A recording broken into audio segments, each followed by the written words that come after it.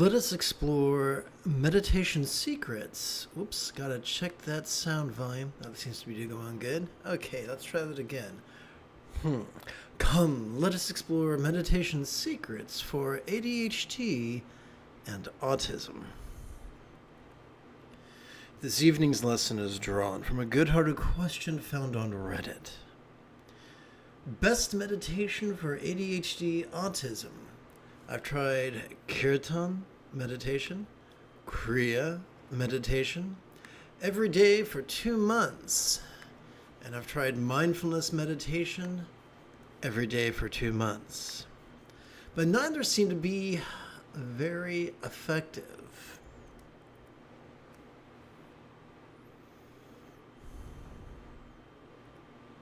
I tried following some breathing videos on YouTube, and even though I'm not able to complete them, they have had a noticeable effect during practice. Is there a type of meditation that incorporates breathing techniques, introspection, and encourages neuroplasticity? So there's so much here I'd like to explore, and I feel like I won't remember it, so I'm going to speak up. So kirtan is not going to work very well. It's going to create some short-term bliss, but a price will come due, and I'll explain why. So kirtan, or devotional singing, is not unique to Hinduism. Most religions have a form of kirtan. Now, to understand how kirtan works, it's best to understand the relationship between a cow and a calf. A calf is vulnerable. It cannot chew grass, or it cannot digest grass, and it cannot defend itself against predators.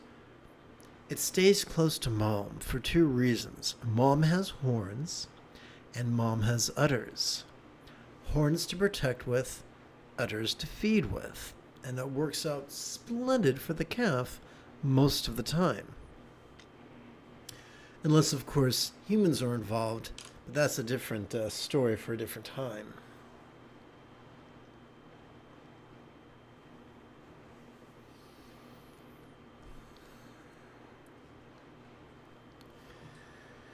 So what happens is that when the calf evolves into a teenager and its hormones change, it's no longer capable of digesting milk. It is capable of digesting grass. It's grown its own horns and the muscles with which to use them. So it no longer needs mom's protection, and no longer needs mom's nourishment. Additionally, its endocrines have changed, its neurology has evolved, and now it's not interested in the vertical relationship of calf to cow. It's interested in the horizontal relationship of cow to cow, or cow to bull, or bull to bull, or bull to cow. You get the idea. So in all mammalian species, there is a shift, sometimes jarring, from vertical devotion of child to parent to a horizontal love of one's entire herd. Sometimes, in times of fear, in times of peril, humans revert, and in their terror and in their stark realization of their profound vulnerability, they forget horizontal love and return to vertical devotion. Maybe not to their corporeal parent, but most certainly to a real or imagined celestial parent. In the 13th chapter of the book of 1 Corinthians, Paul addresses this and infers in the text that horizontal love of one's peers is more important than vertical devotion to a real or imagined God and heaven. That's a radical teaching that is often overlooked. Similarly, once again in the Christian Bible, in the first epistle of John, it is explained that God is love, and that perfect love drives out fear. So devotion isn't the word there, but love. So whether God or not God is real, whether or not the Bible is real, there is an idea that vertical devotion is petulant, horizontal love is mature. And so in nature, we evolve from the petulant to the mature. One of the benefits of, I'm autistic and I have ADHD. And one of the benefits of autistic is enhanced sensory acuity. Sometimes it's a pain in the ass. But on my spiritual journey, it's been a huge, what's the word I'm looking for? Advantage, because I'm able to experiment with my own body and mind and notice results pretty quickly, whether they are pleasurable or painful, useful or destructive. And what I found is every time I rely on devotion, I become more petulant. Every time I rely on love, I become much more acquiescent, much more patient, much more mature. So those of us who are neurodivergent, those of us who have ADHD, autism, or both, are familiar with meltdowns, shutdowns, and there's a third one I can't remember right now. Oh yeah, just anxiety attacks. Those things are not helped with vertical devotion. So I approach meditation from the point of view of neuroscience. The neurology of devotion does not lend itself, it does not have a prophylactic effect on the propensity for meltdown, shutdown, or freak out.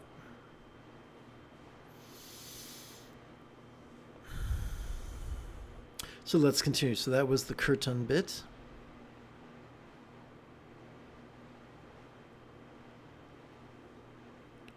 Let's look at Kriya meditation. So Kriya meditation, once again, in the Hindu sense, as opposed to the Buddhist sense, in the Hindu Kriya meditation, it's a form of working with our energy, real or imagined energy, whether you call it chi or prana or lungum. Energy is energy is energy. So the problem with most, not all, but most energy work is that it indulges our controlling tendencies. I can fix that if I can just tweak this prana right here. And what that creates is a form of state chasing. I remember in junior high when I first began girl chasing, but a lot of the pseudo-spiritual chase states, I want to feel peaceful, I want to feel blissful, I want to have no thoughts, I want to have one thought. And they try to, I want to feel spacey, and I'll pretend that's mindfulness. I want to feel disassociated, and I'll pretend that's mindfulness. So there's all these people chasing states, and they're operating under the assumption, whether consciously or unconsciously, that enlightenment is about one state, and you can only be enlightened if you're in that state, and you've experienced any other states from the vast spectrum of states, then you're not enlightened. And that can create for us the idea of a gilded cage. Do you remember, I don't know, when you were a kid, you ever watch reruns of I Dream of Jeannie? The inside of the bottle in which she lived was, was blue, and there was red cushions. Of course, there was no sink, no bathroom, no kitchen, or no toilet. But, yes, I thought about that as a child. But similarly, we try to create for ourselves a prison cell. And it might be very, very pretty, but it's a prison cell where I've excluded everything that prevents me from feeling, that can undermine my ability to feel bliss or peace or disassociation. And that's an indulging of our controlling tendencies again. And it's not freedom. The freedom the Buddha offers us is freedom to experience the full spectrum of human experience, the full spectrum of physical experience, the full spectrum of circumstantial experience, the full spectrum of interpersonal experience, the full spectrum of emotional, intentional, cognitive, mnemonic, and phantasmagoric experience. Everything from the external to the internal, from the physical to the mental, from the pleasurable to the painful, from the interesting to the boring, from the glorious to the grotesque. To be able to experience all of those while exercising a mastery of the Eightfold Path. Noticing, relaxing, flowing from effortless effort, being kind, intentionally, interpersonally, physically, circumstantially, and being able to dance with the uncertainty of constant change. That's enlightenment. Anybody can find peace when everything is just chocolates and champagne. But what about when things are stale graham crackers and still water? So we want something that is flexible, a flexible form of spiritual technology. Let's look at mindfulness meditation. If you and I were to go for a walk, we happened upon a steaming pile of doggy do. Let's pretend one of us had an 3x5 card and someone had a pen, and we wrote on the pen chocolate, and we gingerly set the 3x5 card upon the steaming pile of doggy do. Would that change the doggy do? No, it would still be doggy do despite the label. Similarly, a lot of people, there's a huge difference between concentration and mindfulness. They use different parts of the central nervous system. And a lot of times people label concentration with the word focus or the word mindfulness, but that doesn't make it so. So the way most people are taught mindfulness really isn't mindfulness, it's concentration. And we'll explore the neuroscience of that in just a few moments. Please bear with me. But if you practice mindfulness the way most authors describe it and the way most teachers describe it, it's not going to serve you well. And that's not your fault at all. I've tried following some breathing videos on YouTube, and even though I'm not able to complete them, they have a noticeable effect during practice. Exactly. But after practice, not so much. So that's, once again, it's using a technique that indulges our controlling tendencies, but doesn't really evolve our body or our central nervous system or our mind. Is there a type of meditation that incorporates breathing techniques? Yes, there is. Introspection? Yes, there is. And encourages neuroplasticity. As they say in the North, yeah, sure, you betcha.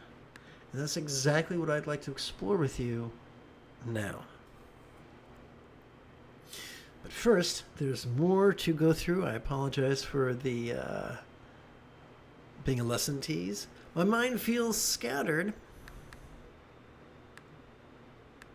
And I want to know which part of me is the true me. Of course, being a music nerd, I'm now listening to the first song of Quadrophenia, Can You See the Real Me? In my head, I'm listening to it right now, because I would get a copyright infringement if I played it for you. Sorry, it's an amazing song. So let's continue. I always think I find myself, but when I wake up, it's like I'm lost again. Been there, done that. All right, so let's dig in, shall we? We shall begin with a bit of the old broad brushstrokes. Sturgeon's Law reminds us that 90% of everything sucks, but not in the fun, tingly way. So, 90% of circumstances suck, 90% of humans suck, including 90% of so-called meditation teachers. Well, in what way do they suck? In Buddhist literature, there is the idea of the Buddha, and there's the idea that the Buddha had a cousin, and that the idea that the Buddha was flexible, loving, rational, laid-back, egalitarian, lucid, cooperative, and kind. But that the Buddha had a foolish cousin named Devadatta, who thought being rigid, fearful, superstitious, controlling, elitist, cryptic, competitive, and cruel was just Jim Dandy. Now, you could substitute Gautama for the idea of spiritual matriarchy, or yin, or the primates, or primate cousins, the bonobos, or bonobos. And likewise, synonyms for Devadatta could be pseudo-spiritual patriarchy, yang, or the psychotic chimpanzees. I kid you not. They are brutal. So, 90% of meditation teachers come at it from rigidity and controlling tendencies. So it shouldn't surprise us when their books or their lessons implore us to practice active concentration or active analysis, or both. Neurologically speaking, the only way to do either of those things is to rely upon discrete pathways such as those found in our medial prefrontal cortex or our medial prefrontal cortex or our dorsolateral prefrontal cortex. Please excuse my slip of the cursor.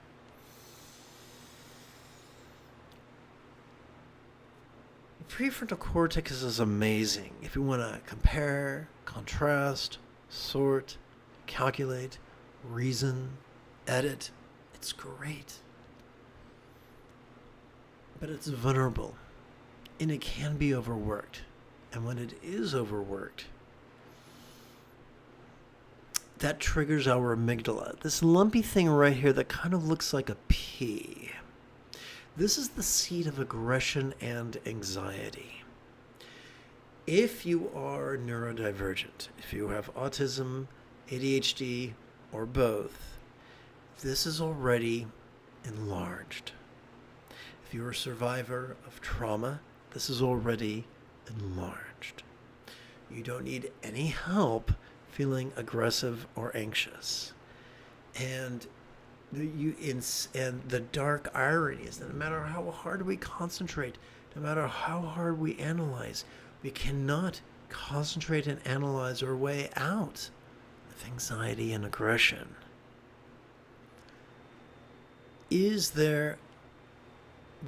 Are there regions in our central nervous system, however, that are better suited for spiritual practice? Yes. Yes, there are.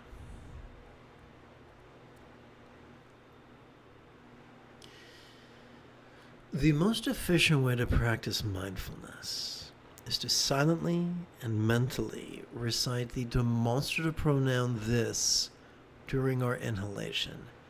Doing so induces our cerebral cortex to cooperate with the sympathetic nervous system found in the middle third of our spinal cord, which has evolved to help us perceive in a very special way, which has evolved to help us perceive vulnerably, passively, viscerally, randomly, and fleetingly.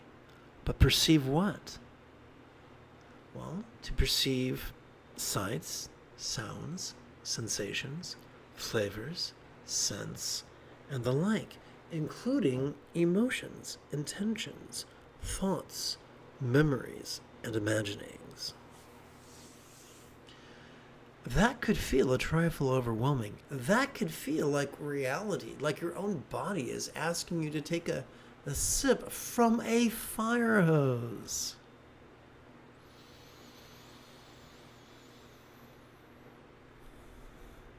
Fortunately, there's a cure for that.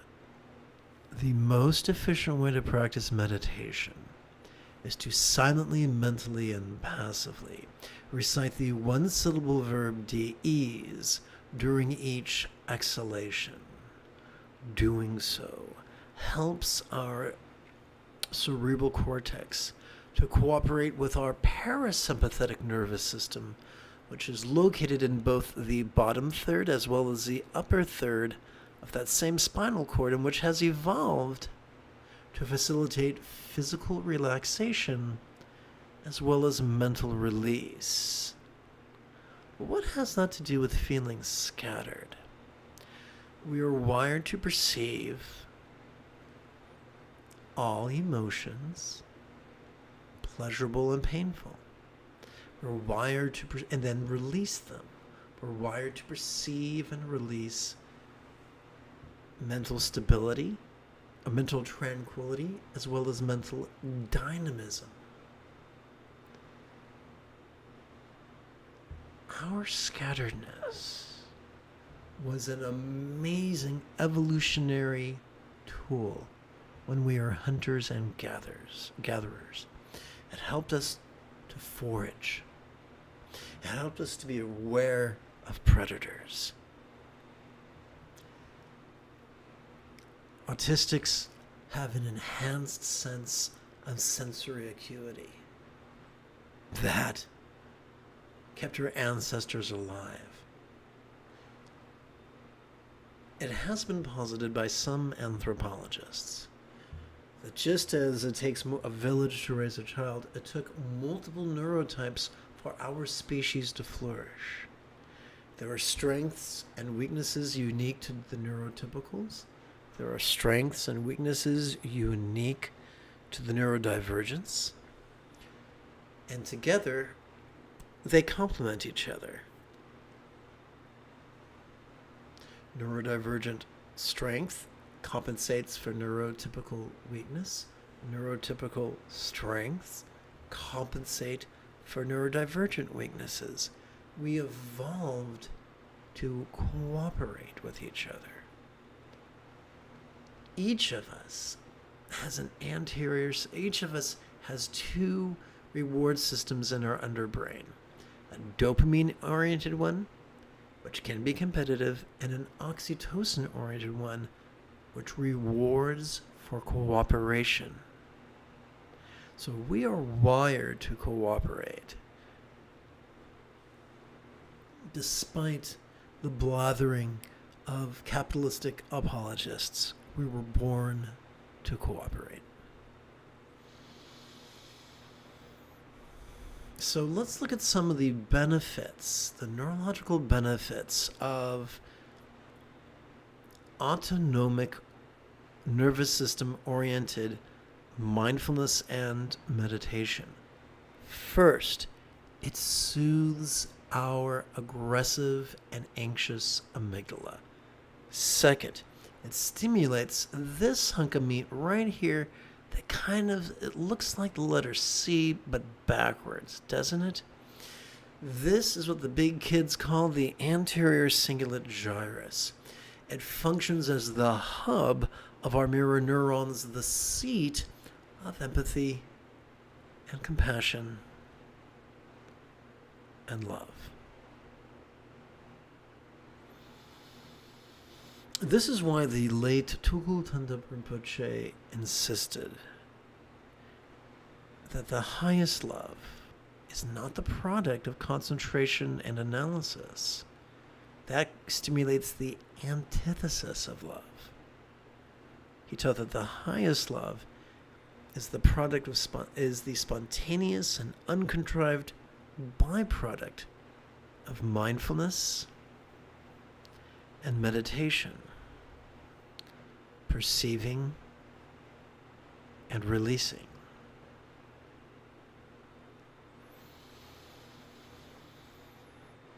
So the second benefit of mindfulness and meditation is that it stimulates our empathy. The third benefit's going to knock your socks off. The more we practice mindfulness and meditation, exercising the courage to be vulnerable to whatever comes up in the present moment, be it past or present, glorious or grotesque, interesting or boring.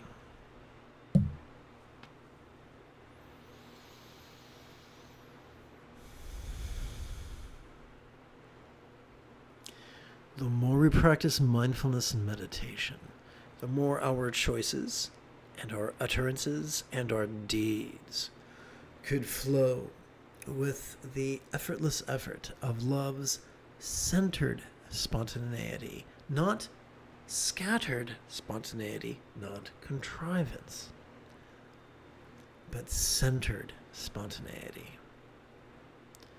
This is not going to inhibit states of mind, but it's going to help us flow safely and elegantly despite what's going on. Whether or not we're doing pirouettes to Tchaikovsky or squat thrusts to Rage Against the Machine. I would like to explore splashes of dopamine that help with the ADHD, as well as stimming that can help with both the ADHD and the autism. I would like to explain that while together as a team we're doing a bit of chanting and a bit of meditating, if that's okay with you.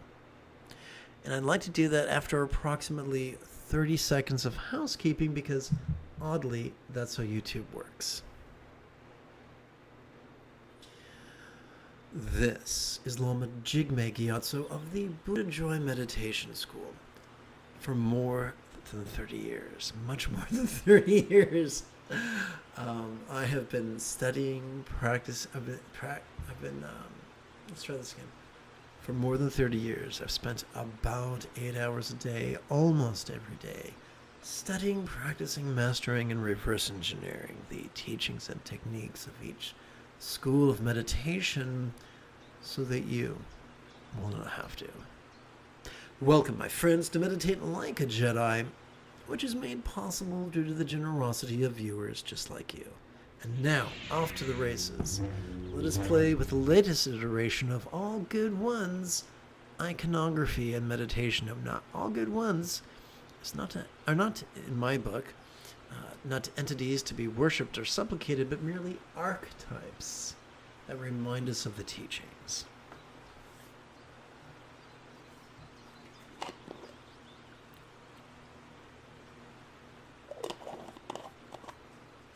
Consider, if you will, an Oreo cookie or a Vienna finger. I preferred the Vienna fingers personally, but they're the same thing. A cookie, some icing, and another cookie. And according to the late Dilgo Khyentse Rinpoche, the best way to meditate is by practicing a love sandwich. And no, that's not nearly as salacious as it sounds. What it means is we begin with a love practice, then we do our meditation, then we conclude with a love practice. And in that spirit, together let us chant. In our compassion may we long to free all beings from the toxic tyranny of ever, hating, craving, and clinging, metaphorically known as the three mental poisons. I think ever should be replaced with always. What do you think?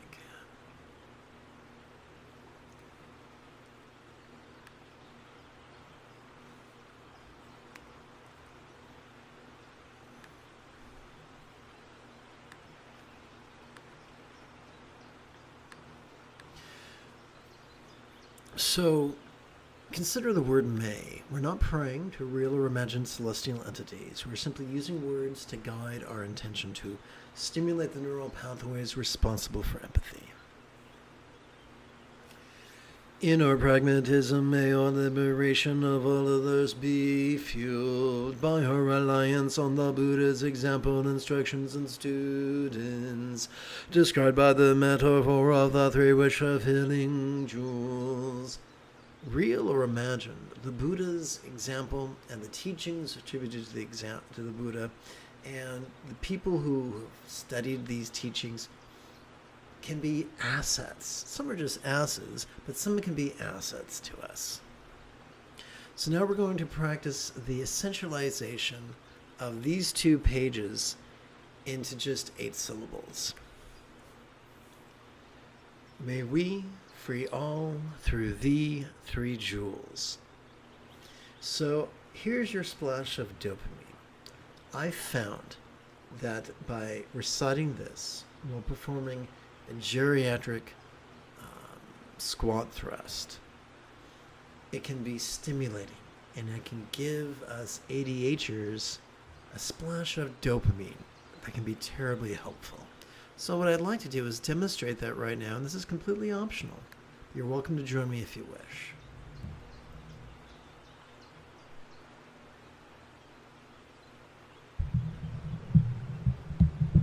Yes, welcome to the palatial 1-bedroom apartment that is the Buddha Joy Meditation School.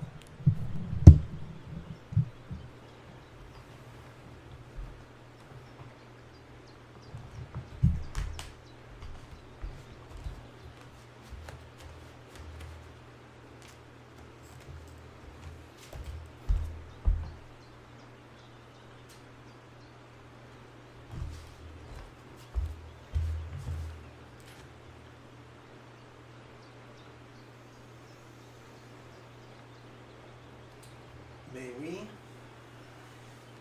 free all through thee 3 jewels. May we free all through thee 3 jewels. May we free all through thee 3 jewels. May we free all through thee 3 jewels.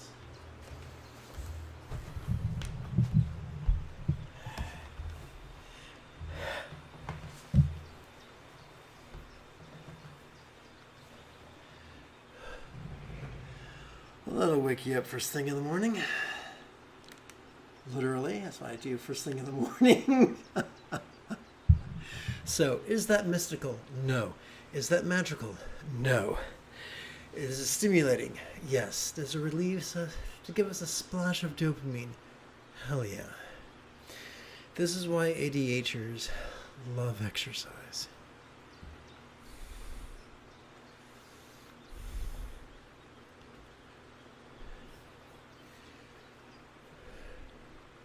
Let us bring Mahayoga's 4 bases of mindfulness, the circumstantial, the physical, the interpersonal, and the mental, into wisdom's figurative practice of the rainbow body. Now, let's see. Can I fit this in here? That's what he said. Looks like that's a big fat negatory. Okay.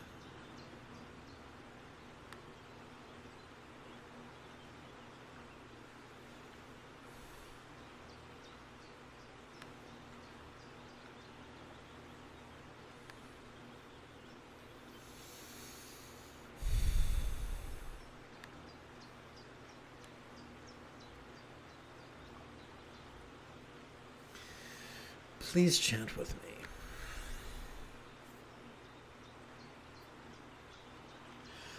How could all circumstances or lots be as impermanent and interdependent, as if they could blissfully melt into rainbow light that could delightfully absorb into this body or form?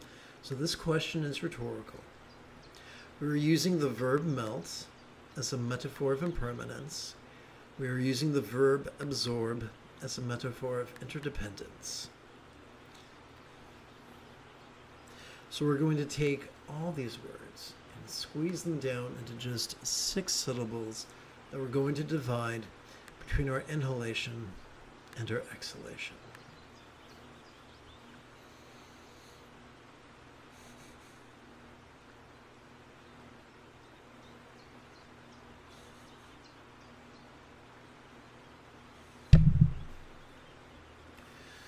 How could all bodies or forms be as impermanent and interdependent, as if they could blissfully melt into rainbow light that could delightfully absorb into this communication or speech?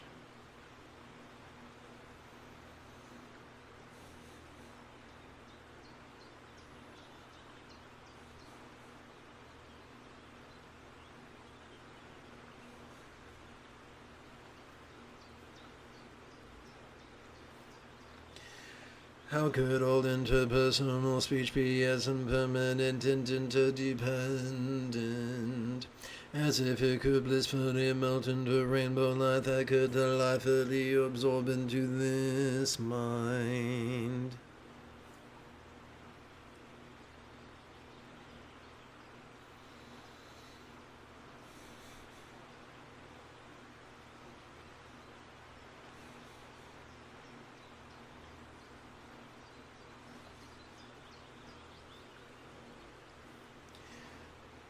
How could all perceiving oopsie.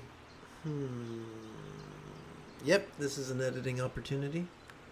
Let's see here. Page 15. Gonna go to the end. Copy. Go to home. 1, 2, 3, 4, 5, 6, 7, 8, 9, 10. 1, 2, 3, 4, and paste.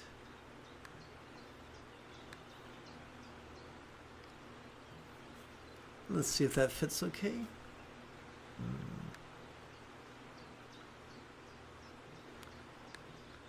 That seems to work. Fabulous. Here we go, kids. How could all perceiving, emoting, intending, thinking, recalling, and let's try this again. How could all perceiving, emoting, intending, thinking, recalling, and imagining minds be as impermanent and interdependent, as if they could blissfully melt into rainbow light that could delightfully absorb into our vast empty void? Like the illusion of the infinite azure sky on a bright and beautiful cloudless morn, which, although tantalizing to the eye, could be non-graspable to the hand.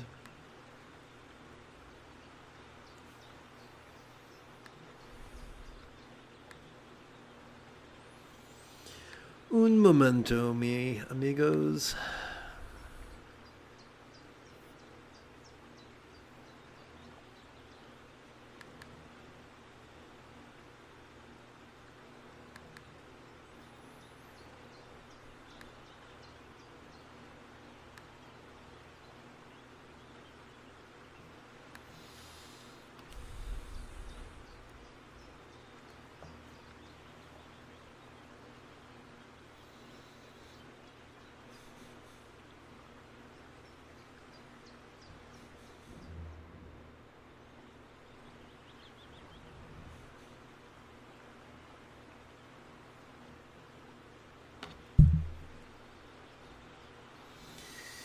Now let us practice the Maha Yogas of iconography, the Anu Yogas of bliss, and the Ati Yogas of awareness and release.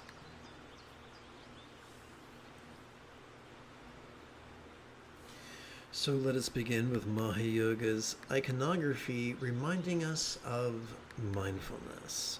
Let us chant. The nudity of the all-good ones remind us that with inhalations this We are wired to mindfully notice vulnerably, passively, viscerally, randomly, and fleetingly. And let's face it, we never feel quite as vulnerable as when we are naked. My partner was raised in Texas, and she told me they have a very special way of pronouncing naked there.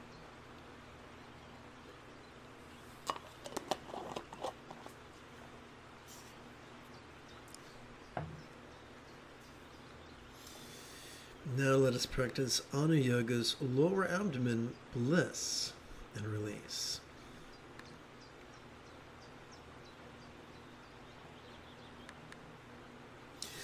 Amago City Karma Movement is when development at our sacred will see is accessed by resting the great knuckle at the base of our right little finger gently upon the tip of our left.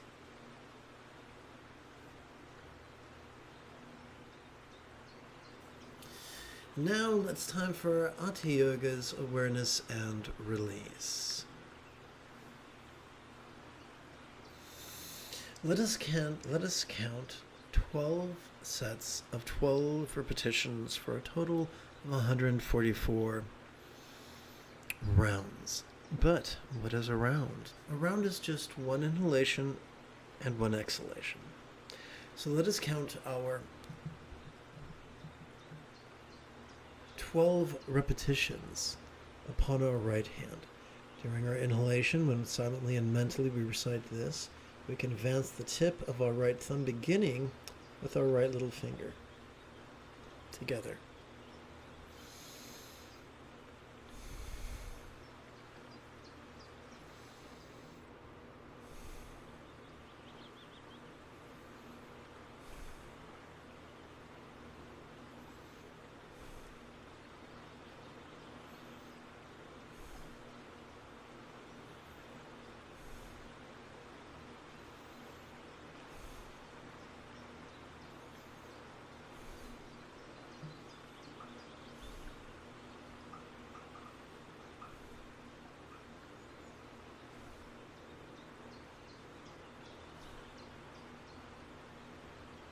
So now we can count 12 repetitions. How we're going to count 12 sets?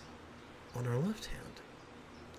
First set, second set, third set, and the like. And this is my favorite form of stimming. I call it Bengali crease counting. But I find it deeply comforting as a neurodivergent. If you are neurodivergent, perhaps you will enjoy it too. Now, I'm not going to lie to you, this little sequence takes a while to learn. But if you persist, if you come to these live streams, if you try to play with this once every 5 minutes, try this again, or about 5 minutes every 12 hours, and within a fortnight you'll master it, or less.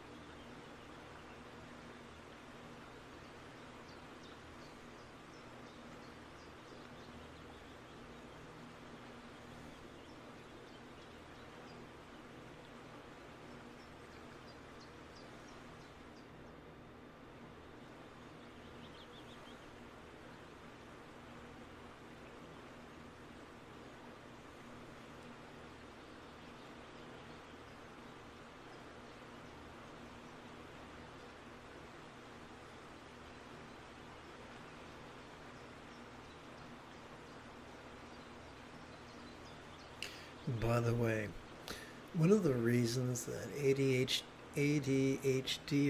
and autistics are subject to meltdowns is because they are working overtime trying to fit into a neurotypical world. And to do that, they are literally over relying on the prefrontal cortex. Therefore, they have very little to no. We have very little to no wiggle room, and it doesn't take much for us to have a meltdown, because we're already in the. To borrow a term from car racing, we're already redlining the tachometer. We're already burning out the engine, just doing the bare minimum. So, especially for neurodivergence, these exercises are so important.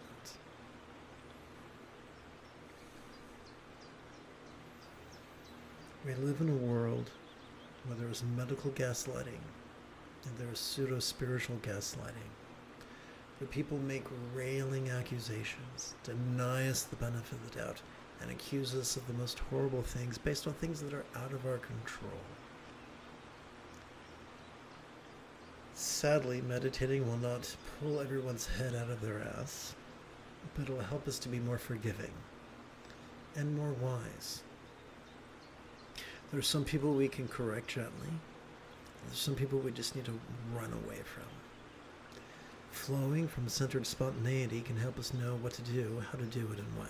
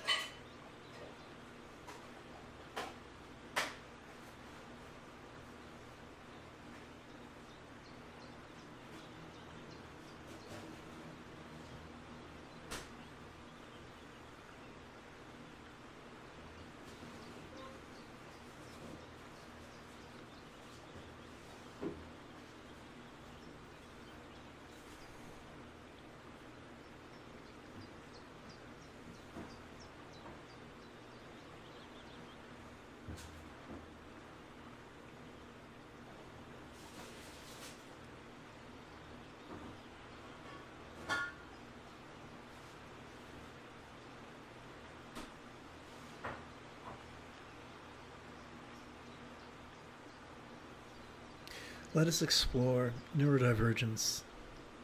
Additionally,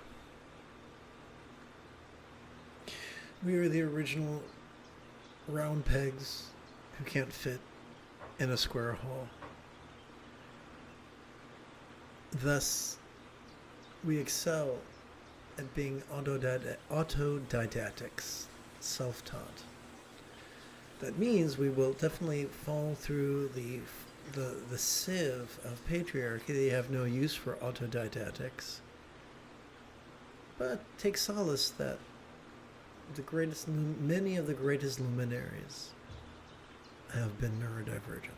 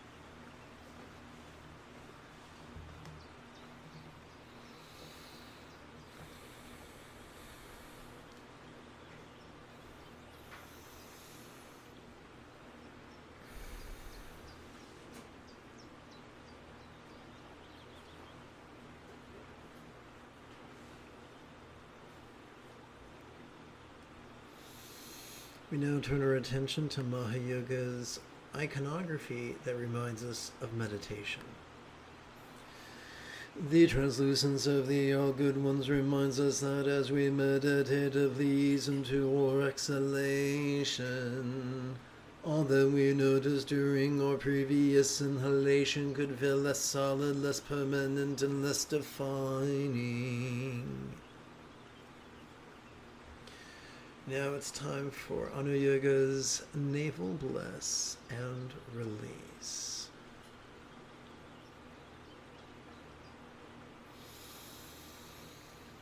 Ranasambhava karma mudra elemented or navel weed seed is accessed by resting the great knuckle at the base of our right ring finger, gently upon the tip of our left.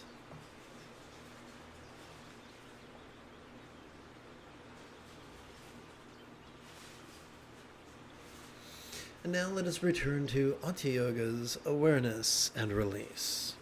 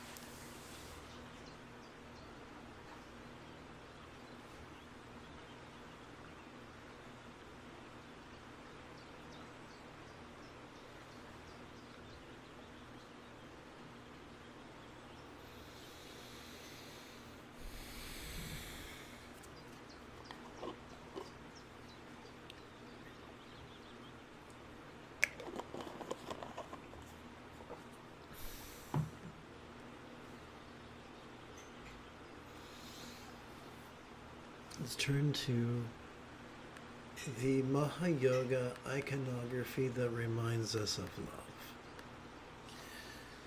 The beauty of the Yogan ones reminds us of the highest love, which is the spontaneous, uncontrived, and effortless product of training in mindfulness and meditation.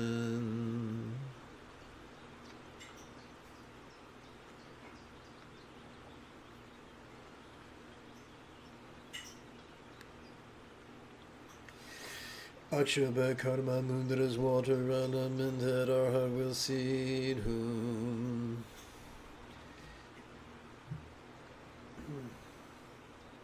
is accessed by resting the great knuckle at the base of our right middle finger, gently upon the tip of our left.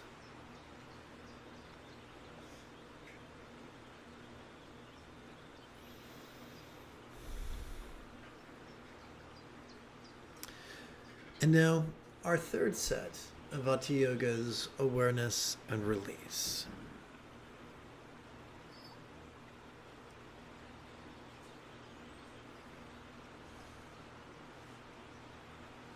So it's getting late, so I'm going to have to make this a truncated series.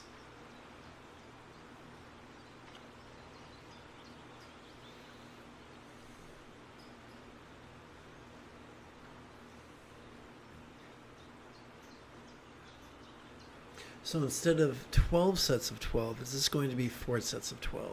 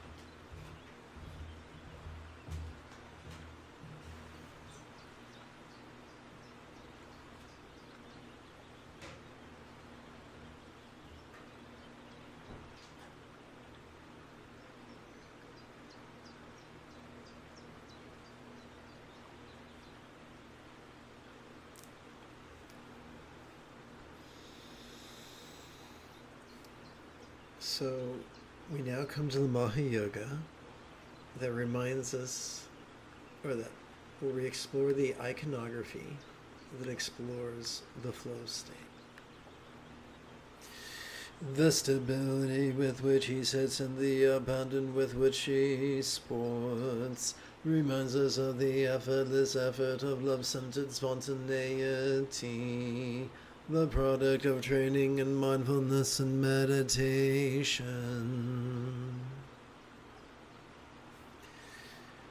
Vajrajana karma mudra space elementera cranvilcino is accessed by resting the great knuckle at the base of our right index finger gently upon the tip of our left.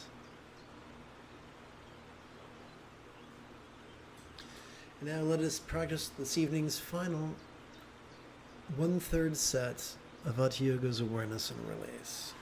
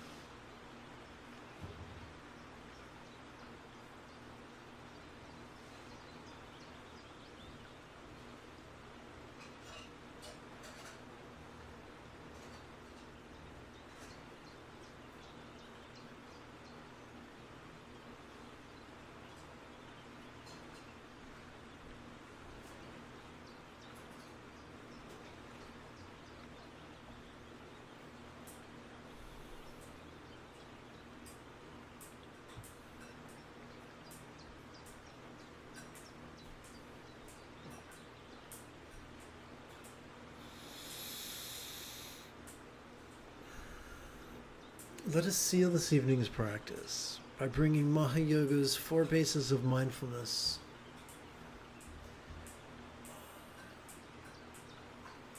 into the practice of love and release. And I think there's a better way of wording this.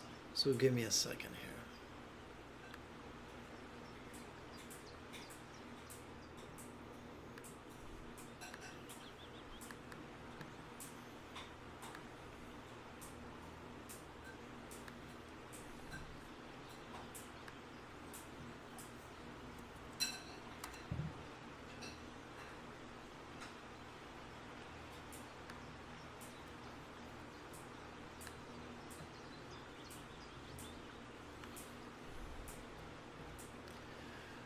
right, let's try this again. Let us seal the practice by bringing the 4 bases of mindfulness into Maha Yoga's practice. Aha. Maha Yoga's love and release.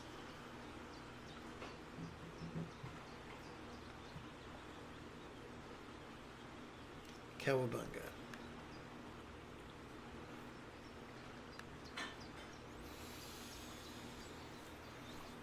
So once again, these are not prayers. We're just using words to strengthen the neural pathways responsible for empathy. May all circumstances or lots of all beings now have that safe fortune or boon. As a Buddha's real or imagined paradise, pure land or Vati. So we're going to take all these words and squeeze them down into just 6 syllables that we're going to divide between our inhalation and our exhalation.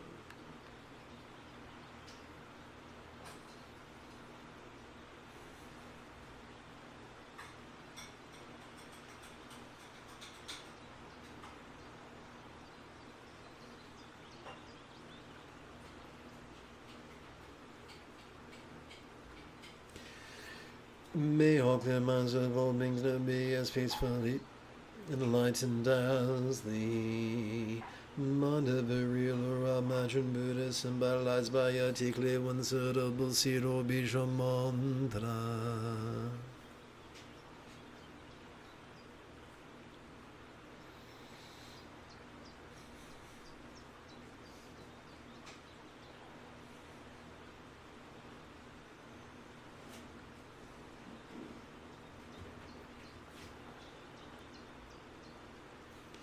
May all relationships or speech of all beings now be as joyfully loving as a real or imagined Buddha speech symbolized by mantra.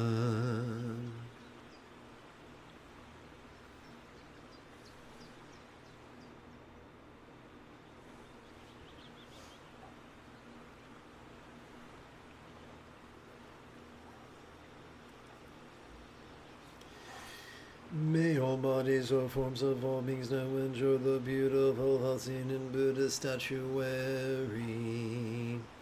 depicting the blissful body of a real or imagined yet dominant archetype of enlightenment such as Kuntu Zangpo.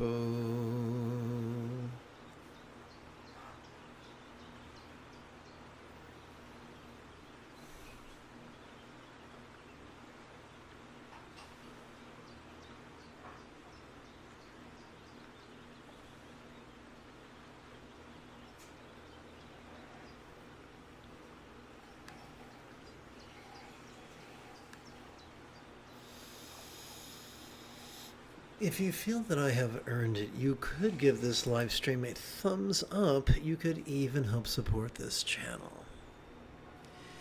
In approximately 10 and 1/3 hours, I would very much like to return to lead tomorrow's early meditation class and group practice. And if you are as geeky as me, may the Force be with you always.